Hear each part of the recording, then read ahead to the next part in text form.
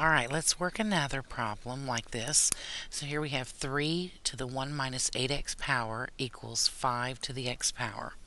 So again, we cannot get these bases to be the same thing. There's just no way. It would be wonderful if we could, but we can't. So we're going to have to try and use a different approach. What we're going to do is introduce logs so that we can work with these. So I'm going to put introduce and take the natural log of both sides. So the natural log of 3 to the 1 minus 8x power equals the natural log of 5 to the x power. Now by doing that, we can take those exponents and drop them right down in front, because now our logarithm rules take over. So this would be 1 minus 8x times the natural log of 3 equals x times the natural log of 5. Now, this right here, remember, natural log of 3 is just a number. It's just, it might as well be a 5 or a something. So we could now distribute that throughout those parentheses.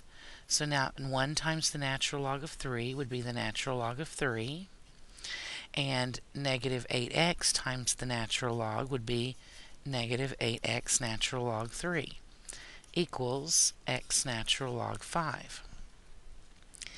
Now, just like we were solving some other things that we've done before, we need x's on one side, everything else on the other. So I'm going to add this term and move it over to the other side. So now we'll have the natural log of 3 equals x natural log 5 plus 8x natural log 3. Now we cannot combine these because these are not like terms, but we can factor that common x out. So now we have the natural log of 3 equals x times the natural log of 5 plus 8 natural log 3.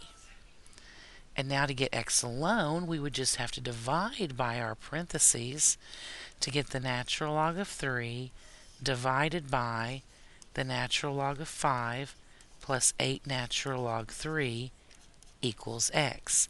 This is our exact answer. Now we can put that in on our calculator and find our decimal approximation. Just be very careful when you do. Remember, when we hit natural log to begin with, it's going to put in a parenthesis, so we'll have to balance that out at the end of the argument. Also, because our denominator is more than one thing, we'll have to put parentheses around the entire denominator. And don't forget that whenever you're putting in the natural log, again, it will open a parenthesis, so you'll have to close it after the argument. And again here, it will open one after the natural log, so you have to close it again after the argument. If you will draw in your parentheses before you enter it into your calculator, it will be so much better, because then you can just type it in as you see it.